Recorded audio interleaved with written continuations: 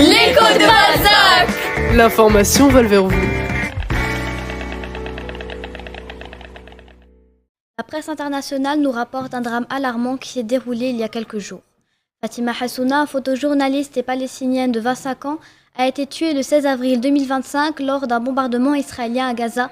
Elle et 10 membres de sa famille, annonce France 24. Une mort que l'armée israélienne a déclarée être une erreur, qu'il s'agissait d'une frappe ciblée contre un membre du Hamas impliqué dans des attaques contre des soldats et des civils israéliens. Propos relayés par le journal américain The Guardian. Les médias israéliens n'ont à notre connaissance pas relayé l'information. Son décès a eu lieu un jour après l'annonce de la sélection de son documentaire Put Your Soul on Your Head and Walk à la sélection ACID du Festival de Cannes. Ce film, réalisé avec la cinéaste iranienne Sebideh Farsi, documente la vie sous les bombardements à Gaza et la résilience des habitants. Presse Tunisie déclare que la mort de Fatima a mis en lumière les dangers auxquels sont confrontés les journalistes en zone de guerre et plus particulièrement les journalistes palestiniens, qui sont souvent pris pour cible. Son assassinat a suscité des accusations de violation du droit de la presse, dont le média Med Femsiwiyan se fait le relais accusant Israël de réduire les journalistes au silence sans raison qualifiée. Dans son communiqué officiel, le Festival de Cannes a rendu hommage à Fatima lors de la projection de son film le 15 mai 2025, exprimant sa profonde tristesse et soulignant l'importance de son témoignage.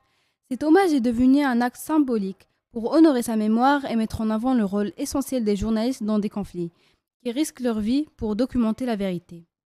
L'agence de la presse anglaise Reuters souligne que l'hommage rendu à Fatima Hassouna au Festival de Cannes n'a pas seulement été un acte de mémoire, mais également un appel à la reconnaissance du rôle crucial des journalistes dans la documentation des conflits.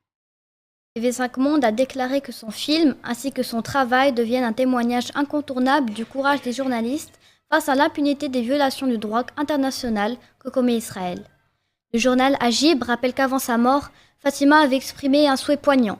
« Si je meurs, je veux une mort tonitruante, que le monde entier entende parler de ma mort. » Et souligne que la résonance particulière que prennent ces mots après sa disparition, devenant le symbole de son engagement pour la vérité et la justice à Gaza. Son assassinat, ainsi que celui de nombreux autres journalistes, a mis en évidence la réalité tragique des pressions sur la presse dans les zones de guerre.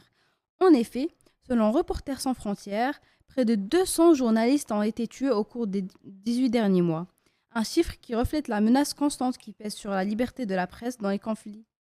RTL affirme que ce contexte soulève des accusations graves contre Israël, qui est accusé de ne pas respecter le droit de la presse en ciblant les journalistes et en restreignant l'accès de l'information dans les zones occupées.